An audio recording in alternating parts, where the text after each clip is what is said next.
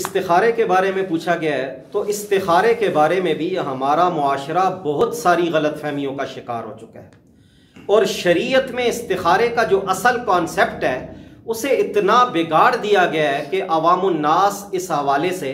بہت سی غلط فہمیوں اور مغالطوں کا شکار ہو چکے ہیں۔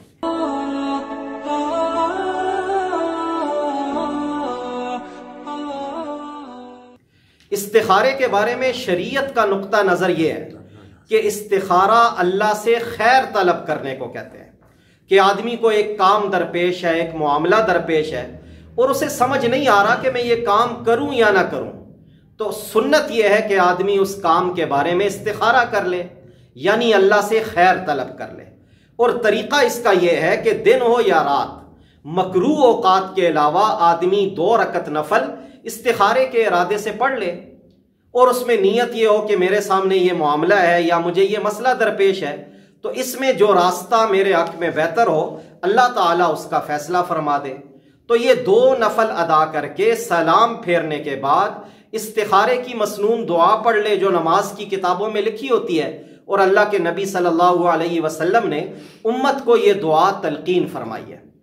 اب بہتر یہ ہے کہ آدمی 7 دن تک یہ عمل دہرائے، یعنی 7 دن تک روزانہ 2 نفل پڑھے اور پھر استخارے کی دعا بھی پڑھ لے، بس یہ استخارے کا مسنون طریقہ ہے۔ اب اس بارے میں جو غلط فہمیاں ہیں ان کو بھی آدمی دور کرے۔ بہت سارے غلط کانسیپٹس استخارے کے بارے میں، مثلا کہا یہ جاتا ہے کہ استخارہ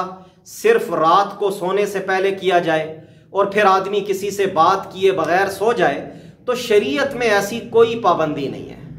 نہ تو رات ہی کو استخارہ کرنا ضروری ہے، اور نہ ہی یہ لازمی ہے کہ پھر آدمی کسی سے بات نہ کرے۔ دن کو بھی استخارے کے نوافل پڑھ کے دعا کر سکتا ہے، وہ مسنون دعا پڑھ سکتا ہے، اور پھر بھلے بات بھی کرے، دنیا کے کام بھی کرے۔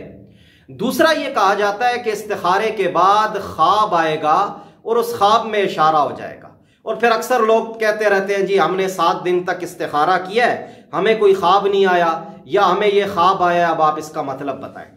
تو دیکھیں بات یہ ہے کہ استخارے کے بعد خواب میں کسی اشارے کا ہو جانا ضروری نہیں ہے، بلکہ استخارے کی برکت سے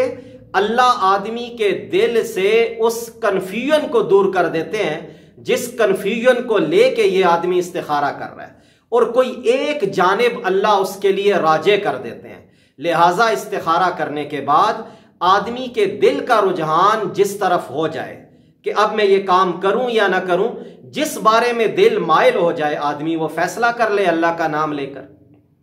اور پھر اکثر یہ بھی دیکھا جاتا ہے کہ لوگ خود استخارہ نہیں کرتے،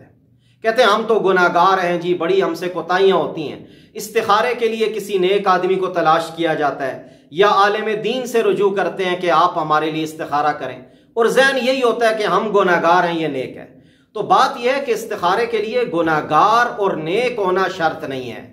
کہ نیک آدمی کو تو اشارہ ہو جائے گا اور ہمیں اشارہ نہیں ہوگا، بلکہ صحیح بات یہ ہے کہ شریعت نے استخارہ کسی اور سے کروانے کی تعلیم ہی نہیں دی۔ اللہ کے نبی صلی اللہ علیہ وسلم نے جب صحابہ کرام کو یہ استخارہ سکھایا تو صحابہ کرام کو استخارہ خود کرنے کی تعلیم دی۔ یہی بات آپ صحابہ کرام کی زندگی سے دیکھیں کہ ثابت بھی ہے۔ ان کے زمانے میں حضور صلی اللہ علیہ وسلم موجود تھے، لیکن صحابہ کرام کا طرز عمل یہ تھا کہ وہ اپنے دنیاوی یا دینی معاملات میں حضور علیہ السلام سے مشورہ تو لیتے تھے، لیکن آپ صلی اللہ علیہ وسلم سے استخارہ نہیں کرواتے تھے بلکہ خود کرتے تھے۔ کوئی ایک صحابی، کوئی ایک حدیث، کوئی ایک روایت بھی ایسی نہیں ملتی کہ صحابی حضور کی خدمت میں آیا ہو اور اس نے یہ کہا ہو کہ یا رسول اللہ آپ میرے لیے استخارہ کر لیں۔ تو بہرحال یہ استخارے کے حوالے سے کچھ ضروری باتیں ہیں یا کچھ غلط فہمیاں جو میں نے عرض کی ہیں ان کو دور کرنا چاہیے۔ اللہ رب العزت ہمیں سمجھنے کی، عمل کرنے کی توفیق عطا فرمائے۔